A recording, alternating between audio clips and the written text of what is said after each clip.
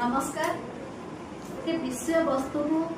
पिलामानंकु केमती सहज बुझी पारिबे एक छोट प्रयास गल्प माध्यम गल्पटी को संपूर्ण शुणिबे। गल्प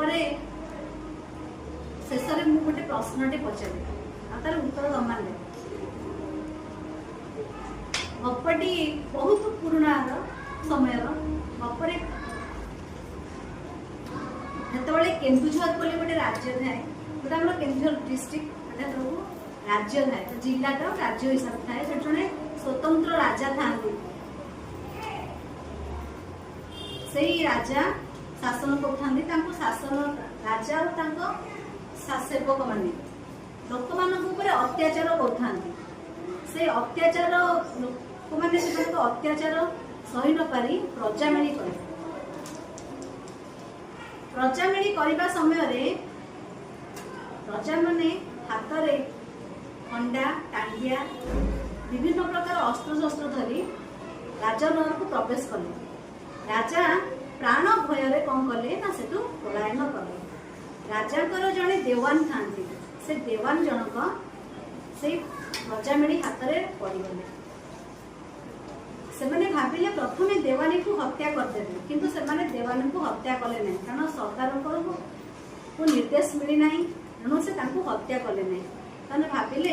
देवानी को सरकार को निकट को नहीं जावा सरकार जहाँ कहे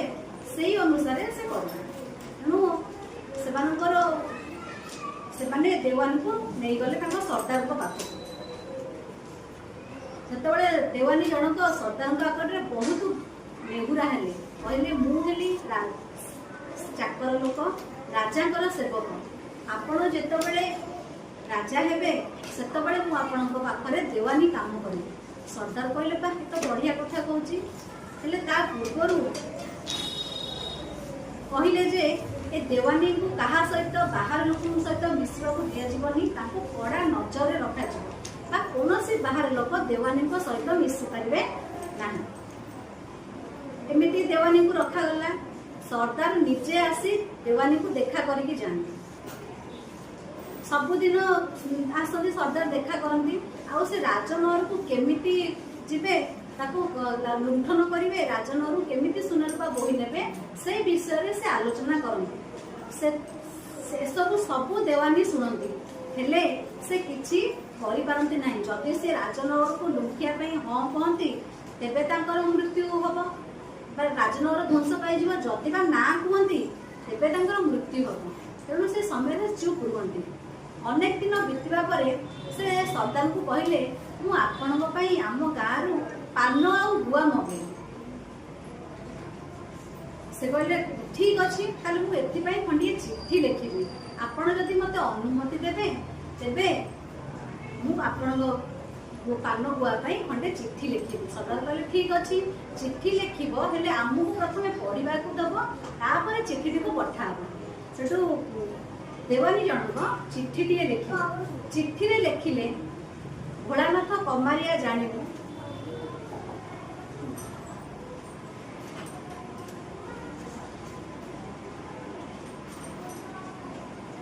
महारानी को पुत्र धरणीधर सकाशे नितांत दरकार अति शीघ्र 100 पान और 200 गुआ पठेबी उत्तर पट को माहार करी आखुबाड़ी रे शीघ्र पानी बुहाइबी नहिले आखु बाड़ी विनाश जीव। समस्ते ये चिट्ठी को तन्न तन्न कर पढ़िले कहले चिट्ठी कौन असुविधा नहीं आ चिट्ठी को पठाई दिगला देवानी को गाँव देवानी को गाँव में चिट्ठी को समस्ते पाइले। बहुत दिन पर देवानी चिट्ठी आसी से चिट्ठी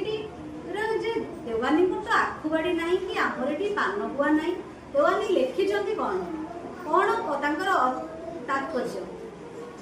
है तो समस्ते चिट्ठी को पढ़िले हेले चिट्ठीर अर्थ कहीं बुझी पारिले नाही। किछि समय किछि दिन बीतीगला पुणी चिट्ठी आम उत्कलर गौरव और वृद्ध कुलवृद्ध मधुसूदन दास निकट को चिट्ठी गला। से समय कौन है कुलवृद्ध बहुत समय पढ़ी चेष्टा कले पढ़िले बुझिले से जानिले जे केन्दुझर रे मेलीटीए केन्दुझर प्रजा मेली लगी तेणु से चिठीटा को पढ़िले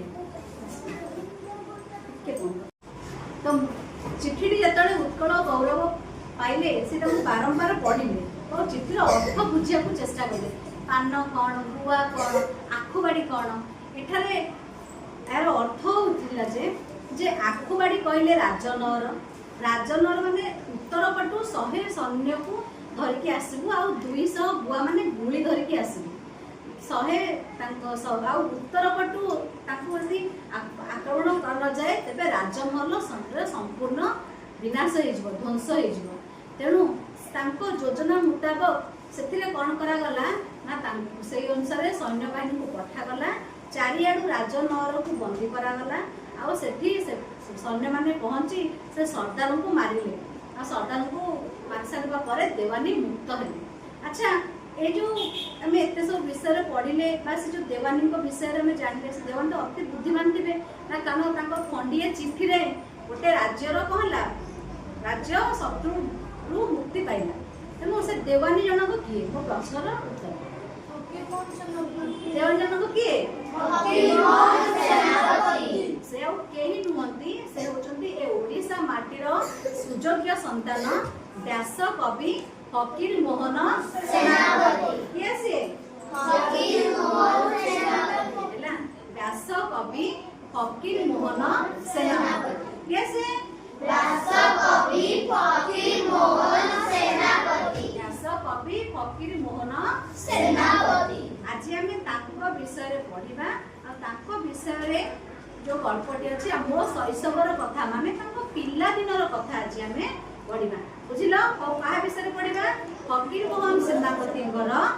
शैशव अर्थात तांकर पिल्ला दिनर कथा आमे आज पढिबा।